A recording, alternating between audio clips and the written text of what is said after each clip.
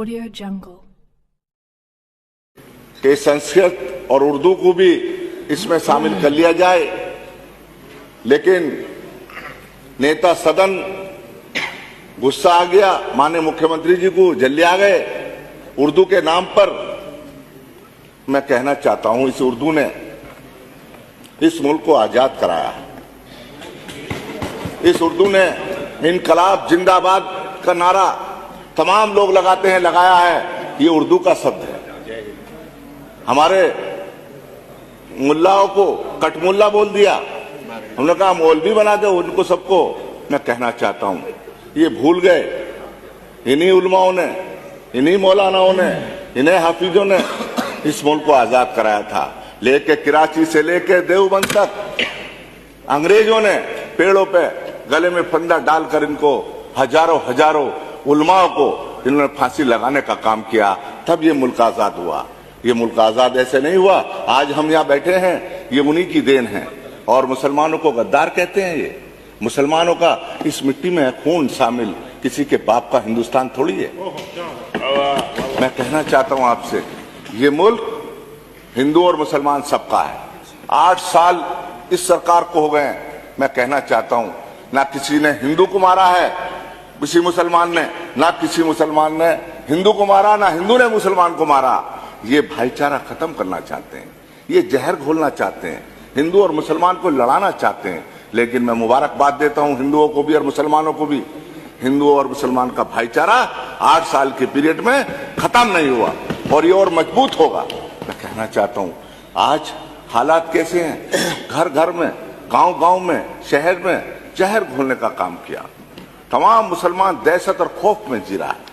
यकीन मानिए, जब घर से निकलता है सुबह को उसका बेटा काम के लिए, तो शाम को वही महसूस करती है उसकी माँ कि मेरा बेटा अभी तक नहीं आया।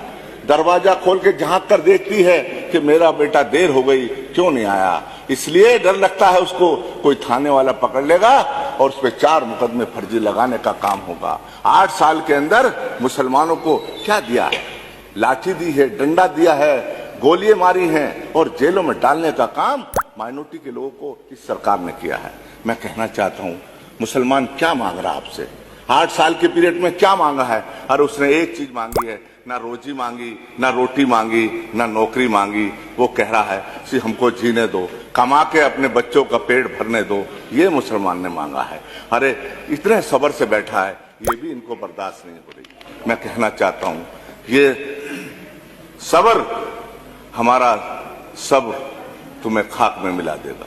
हमारे सब्र का तुम्हें असर नहीं मालूम, हमारा सब्र तुम्हें खाक में मिला देगा इंशाअल्लाह। मैं कहना चाहता हूं, हमारे सरफिरेज जज्बातों को कैद कर नहीं सकते, हमारे सरफिरेज जज्बातों को कैद कर नहीं सकते। क्यों हवाओं के लिए आप जंजीरें बनाते हैं? आज हालात क्या है? मेरे जनाजे पर यारो मोहब्बत लिख देना, मेरे जनाजे पे यारो मोहब्बत लिख देना। हमने बुनियादों के पत्थर हैं, हमें घर से निकाला जा रहा है। मैं कहना चाहता हूं, आज क्या हालात कर दिए मुसलमानों के। पूरे उत्तर प्रदेश के अंदर आप दहशत के अंदर, खौफ के अंदर जी रहा है। तमाम ये लोग कोशिश कर रहे हैं किसी तरह से भी हिंदू मुस्लिम झगड़ा हो जाए, किसी तरह से भी मुसलमानों को मारा जाए। लेकिन मुसलमान, यकीन मानिए, इस देश का वफादार है, इस देश का गद्दार नहीं है, इस देश का वफादार है।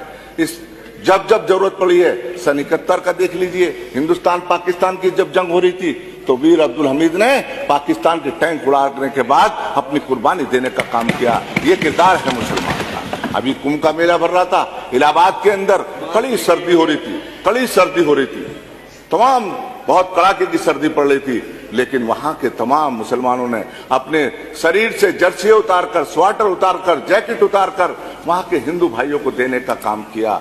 अपने दरवाजे खोल दिए, अपने मस्जिदों के दरवाजे खोल दिए, मदरसों के दरवाजे खोल दिए, अपने इमाम बाड़ों के दरवाजे खोल दिए, मुसाफिर खानों के दरवाजे खोल दिए, अपने घर के दरवाजे खोल दिए और हिंदू भाइयों को अपने घरों में बिठाने के बाद सेवा और खिदमत करने का काम वहां के मुसलमानों ने किया है। मैं कहना चाहता हूं आपसे, आज हालात कैसे बना दिए, ये मुसलमानों का किरदार है।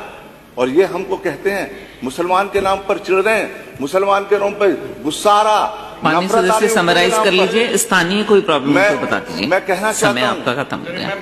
मैं उर्दू ज़बां हूं, हिंदी मेरी दिल की धड़कन, मैं हिंदी की जान हूं, मैं उर्दू ज़बां हूं। बहुत बहुत धन्यवाद। Thank you.